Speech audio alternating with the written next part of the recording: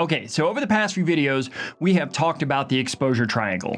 And while the exposure triangle is fundamentally a decent concept, it's a bit outdated and it doesn't really work with what's happening today in our photography world, or our world of photography. So that exposure triangle is designed for a certain type of person. It was designed for a certain type of person by a certain type of person. And that person is the number nerd, the one who thinks that they can click a few dials and it is the numbers and the settings that make the shot. It is the numbers and the settings and the caliber of the gear that actually makes a great photographer. But those very same people, when you look at their art, they're just, I mean, some of it's good, but for the most part, it's not. And they don't shoot a lot of pictures. They only shoot a few pictures. It takes them an hour and a half to set up, and everything is a slight dial this way or a slight dial that way. And if you don't do what they want you to do, then you're obviously not a good photographer in their eyes. And that person is the number nerd. The number nerd thinks that they can just set the exposure just the right way, and then no matter what they point their camera at, they're going to get a great shot. But that's not true. We know that's not true. Not only that, but that style of thinking doesn't really fit into the world of photography today.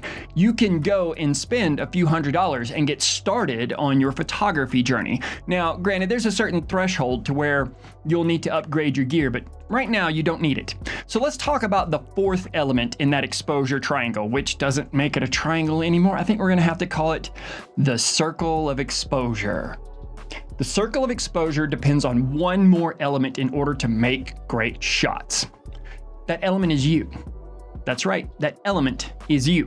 While you can go into a situation and you can have your ISO perfect, you can have your f-stop set to exactly where you want that focal plane to be, and the depth of field is just perfect, and you get your shutter speed just right because something's either in action or everything around you slow or whatever it is. You ultimately are the one that makes the shot. You ultimately are the one that decides what is overexposed, what is underexposed, what look and feel are you going for? Do you want to draw people's eye to what's happening in the shadows, or do you want to draw people's eye to what's happening in the light? Does this picture look too dark? Do you need to make those changes to those settings? Is this picture too bright? Do you need to make those changes to those settings? You are the fourth element here, and you are the one that no one ever talks about in this whole exposure triangle photography experience. Sure, people are telling you what dials to flip, what buttons to push, and how to use this line and that line, but no one is ever talking about you as a creator. Remember, photography is an art form. If you're not creating art with photography, you're just running through mechanical processes. While there is a need for that in our society these days, I guarantee you that's not why you picked up your camera. I would be willing to put money on the fact that you didn't sign on to do this photography gig to become some sort of mechanical process factory. And that's what the exposure triangle does, is it says that everything in a good exposure is based off of these three numbers, and it completely takes you out of the process. It removes you from the artistic creation of a shot. Now, I'm going to be the first one to tell you, you need to understand the other three components in the circle of exposure. You have to. If you don't understand those other three elements, you cannot create the art that you want. However, you can always just set your camera on the auto mode, let the camera make all the decisions for you, and you're still creating art. Now, being a better artist requires learning your tools, which is why we spent the previous few videos going over those things such as ISO, f-stop, and shutter speed. They are very, very, very important for you to know. If you take yourself out of the equation, the camera will take no pictures. The paintbrush will paint no paintings. The chalk will draw no pictures, right? The clay will not sculpt itself. So you are a very important part of that exposure, that circle of exposure. Every image you take does have those three other elements in it. It does have ISO, it does have f-stop, it does have shutter speed, and they are all very, very important factors. But the ultimate factor, the number one most important thing in any exposure is you. How do you see the scene? How do you understand the way the light is working? How do you see the subjects that are in it? Video after video, test after test has proven that you could put 100 photographers in the same room shooting the same subject, and all 100 of them are going to have a different image. They're not all going to have the same settings. They're not going to look at the light the same way. They're not going to look at the subject the same way. So exposing the image is important, and using the bottom three of this circle of exposure is very important, but you cannot take you out of it. Once you take you out of it, it becomes a robotic experience. It becomes all about the numbers, and then the art of photography is gone. So let me say that one more time. I think the exposure triangle is stupid. I think that you are the most important part of an exposure, any exposure.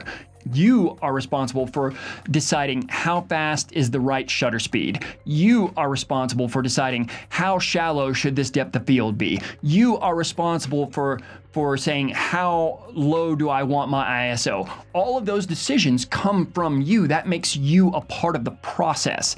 So the exposure triangle, dumb as shit in my opinion. Sorry, it's just the way it is. Fight me over it.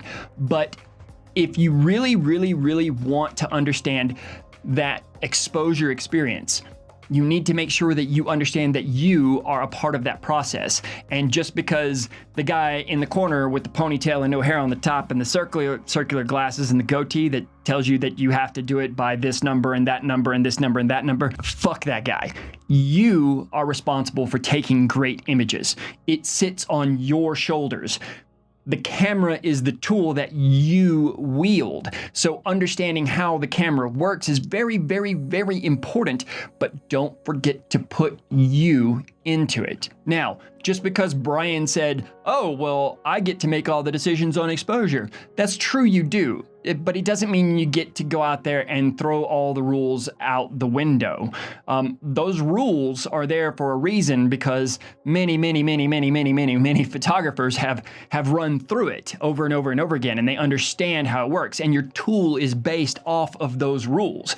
You need to understand the rules that you are bending or breaking before you just go willy-nilly and start breaking them. But ultimately, it's not a numbers game. It's not. It's just not a numbers game.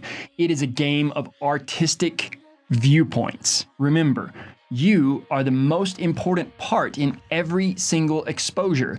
If you do not do your job and look through the camera and understand the light and figure out, which happens up here, not in the camera, figure out how you should set those settings to get the image that you want, the camera's just going to sit there. It's not going to take pictures.